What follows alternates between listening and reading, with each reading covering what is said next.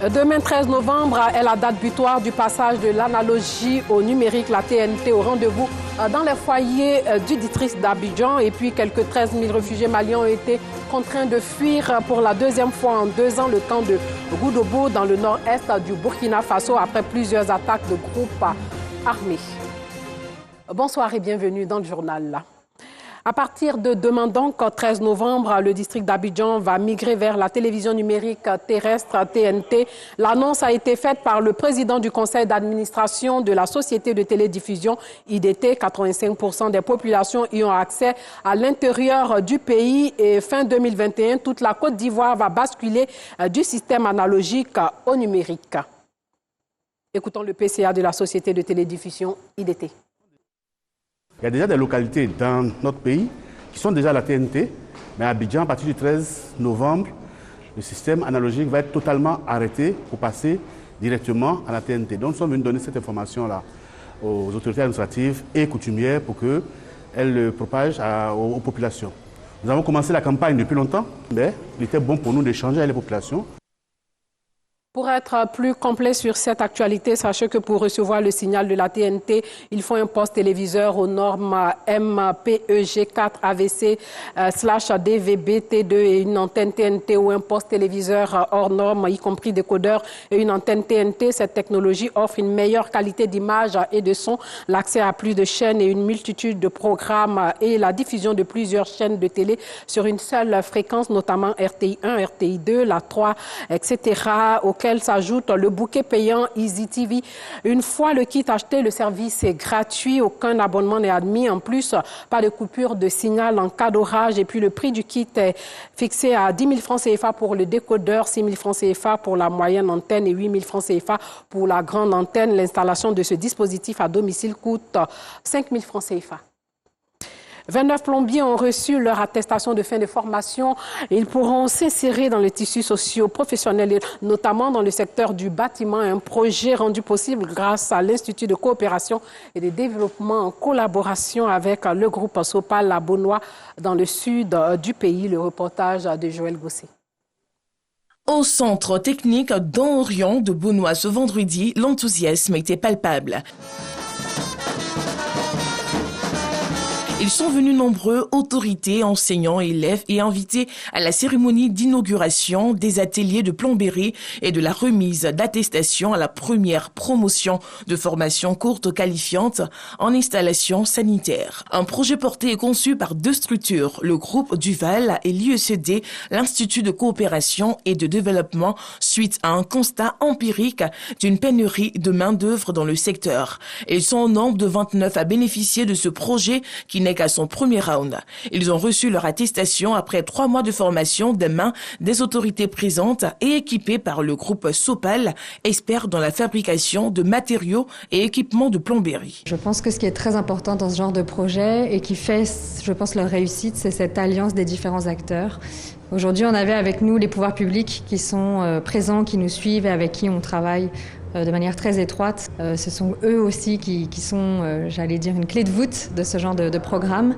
Une fois les attestations remises, officiels, visiteurs et étudiants ont assisté à la coupure du ruban d'inauguration par Cécile Carlier, secrétaire générale de la Fondation Duval, du nouveau bâtiment de formation abritant les ateliers répondant aux normes et exigences de la formation au métier de plomberie sanitaire. Je me sens très satisfaite du travail accompli. Nous avons tous œuvré pour arriver déjà à cet objectif de cet atelier, d'un lieu avec des équipements pour que les étudiants, les apprenants puissent travailler sur des travaux pratiques. La prochaine destination, ce qu'on aimerait, c'est déjà continuer sur le centre technique d'Orient de Bonois, d'abord dans sa transformation globale, parce qu'au-delà de la rénovation des ateliers, il faut vraiment consolider l'école, qu'elle puisse accueillir, continuer, former les formateurs, les faire évoluer, donc d'autres filières. Et puis après,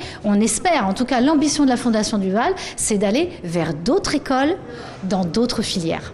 Également présent à la cérémonie, le représentant du ministère de l'Enseignement technique, de la formation professionnelle et de l'apprentissage s'est félicité de ce projet qui s'inscrit dans la vision et l'orientation du gouvernement. Ce sont des sentiments de joie.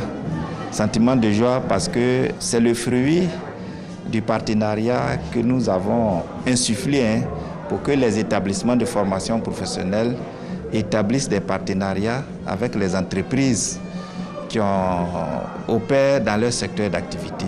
Nous insistons sur le partenariat école-entreprise qui doit permettre à notre dispositif de prendre en compte les besoins exprimés par les entreprises pour adresser les formations, pour que les diplômés qui sortent de nos établissements soient opérationnels. Wilfried Élysée est l'un des récipiendaires.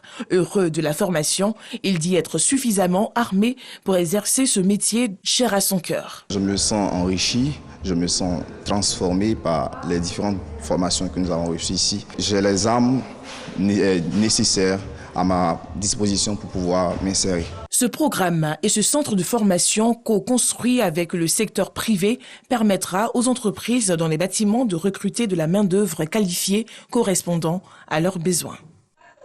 Des commerçants sensibilisés à la culture de la fiscalité, l'Union des commerçants de la commune d'Adjamé et les agents de la Direction générale des impôts ont eu une rencontre qui a permis aux agents des impôts d'expliquer l'intérêt pour les commerçants de s'acquitter de leurs impôts et aussi les informer sur les différentes réformes initiées par la DGI. Georgette Tido Fofana nous fait le coup de la rencontre. En ce début d'après-midi, les commerçants d'Adjamé ont quitté leurs différents étalages pour se retrouver en ce lieu. Question de s'imprégner des avantages d'être à jour vis-à-vis de l'État et l'importance liée au paiement régulier des impôts. À 2 jours, bien 3 jours de retard, on demande la fermeture des différents magasins. Les propriétaires aussi de nos différents sites peut-être n'ont pas payé leurs impôts. Sans d'avis, aujourd'hui, on vient nous soumettre à la fermeture des différents magasins. Mais aujourd'hui, avec l'éclaircissement, nous voyons que vraiment, nous avons beaucoup de choses. Avant d'abord la fermeture, il faut d'abord un avis. Il faut qu'on soit informé. Et dans le temps, ce n'était pas ça. La vision de la Direction générale des impôts a bien voulu que l'administration fiscale puisse se rapprocher de nos concitoyens afin de leur expliquer le bien fondé de l'impôt, le rôle de l'impôt et de se prêter aussi à leurs préoccupations quant à l'accomplissement de leurs obligations fiscales.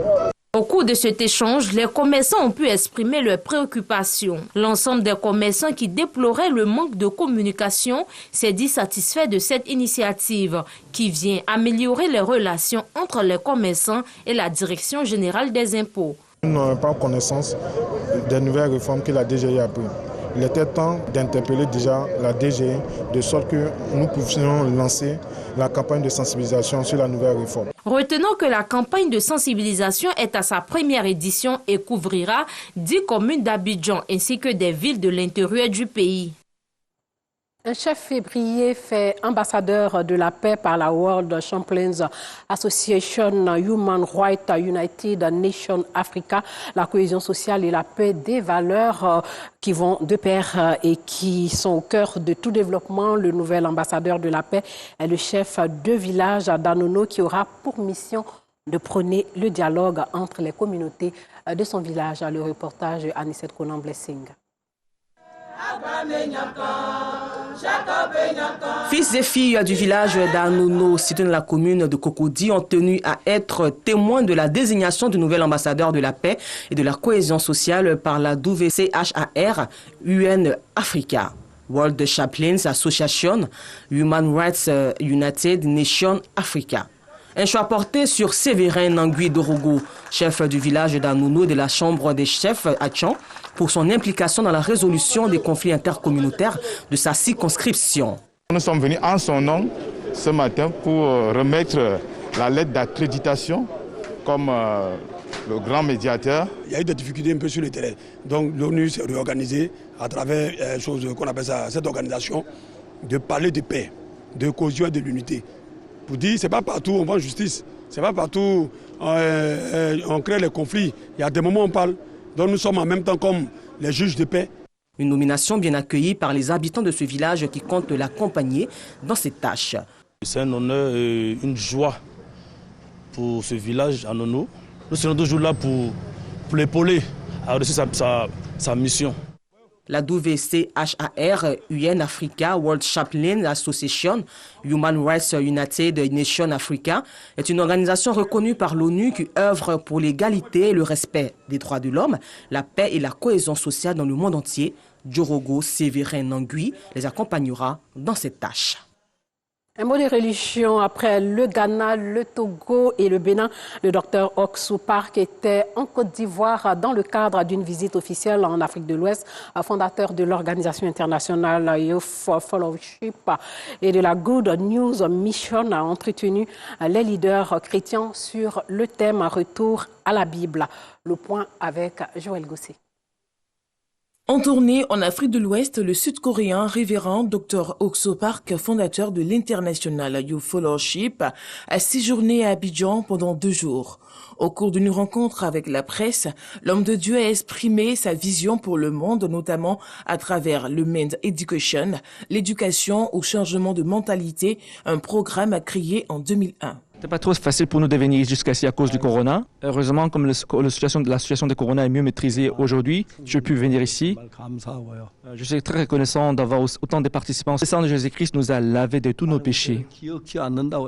La Bible dit qu'il ne se rappelle plus de nos péchés. Le jour où j'ai accepté cette parole, je puis voir comment cette parole est entrée dans mon cœur et m'a libéré de toute pensée pécheresse. Je crois que cette grâce abondera dans la ville d'Abidjan. Tous les citoyens de la ville d'Abidjan et tous les pasteurs, et je veux qu'ils acceptent cette parole avec la joie dans le cœur. Je suis très reconnaissant devant Dieu. Après la conférence de presse, place à un forum avec les leaders chrétiens autour du thème Retour à la Bible. Moi, j'ai participé plusieurs fois, j'ai même allé en Corée du Sud et je connais ce message qui est un message qui est très bon et que chacun doit croire. Ce n'est pas une parole qui est sortie de lui-même, c'est une écriture qu'on doit expliquer pour que les gens comprennent. C'est là le problème est. Nous sommes sauvés, mais on est toujours condamnés. Mais Jésus a dit qu'il n'y a plus de condamnation pour ceux qui sont vivants. Donc c'est pour ça que nous croyons à ce message. Avant la Côte d'Ivoire, le révérend Dr Oxou Park a séjourné au Kenya, au Togo et au Ghana. L'ONG internationale Youth Fellowship a été créée en Corée du Sud en 2001 par le Dr Oxou Park. Elle est présente dans plus de 136 pays dont la Côte d'Ivoire où elle est implantée depuis 2004. Installée dans 42 localités du pays, International Youth Fellowship offre une plateforme d'échange et d'apprentissage à la jeunesse en vue de leur inculquer une mentalité saine et productive. Au Burkina Faso, quelques 13 000 réfugiés maliens ont été contraints de fuir pour la 2e fois en 2 ans le camp de Goudoubo dans le nord-est du Burkina Faso après plusieurs attaques de groupes armés selon le Haut Commissariat aux réfugiés, le HCR. Dans la nuit du 6 novembre dernier, des assaillants armés ont mené une incursion dans le camp volant de la nourriture et des médicaments. Une semaine plus tôt, un raid similaire avait déjà eu lieu au cours duquel 2 réfugiés ont été enlevés et dont le sort reste inconnu selon le HCR. Et depuis 2012, sachez-le, quelques 22 000 réfugiés de diverses nationalités ont trouvé refuge au Burkina Faso, dont de nombreux Maliens fuyant les exactions des groupes djihadistes dans le nord et les centres de leur pays. Mais en 2015, le Burkina Faso et notamment le nord-est, au cœur de la zone des 3 frontières aux confins du Mali et du Niger, est devenu à son tour la cible d'attaques de groupes djihadistes liés à Al-Qaïda ou l'État islamique qui ont fait environ 2000 morts et contraint plus d'1 million de personnes à fuir leur foyer. En RDC, au moins 5 civils ont été tués, plusieurs autres pris en otage et un hôpital incendié dans la nuit d'hier à aujourd'hui dans une attaque du groupe Force démocratique lié à ADF à Béni dans l'est de la RDC. Parmi les personnes tuées, un gardien de l'hôpital, un garde malade et un malade. 2 infirmiers ont été pris en otage avec d'autres personnes dont le nombre n'est pas encore déterminé. Les ADF multiplient les attaques contre des centres hospitaliers et des pharmacies pour s'approvisionner en médicaments.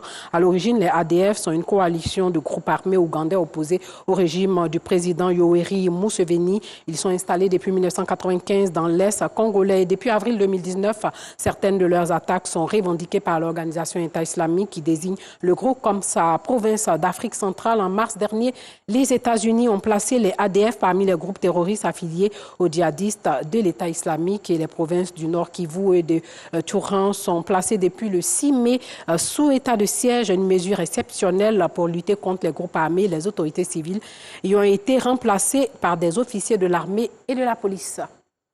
Et pour finir, en Inde, des centaines de fidèles pris dans la mousse. Une mousse toxique recouvre la surface de la Yamuna, l'un des cours d'eau sacrés en Inde, ce qui n'a pas dissuadé des centaines de fidèles hindous de venir s'y baigner pour la fête de Chhat Puja. Les autorités locales ont incriminé un afflux important d'eau usée et de déchets industriels survenus en amont la semaine dernière. C'est sur cette information que s'achève ce journal. Merci de l'avoir suivi. Portez-vous bien.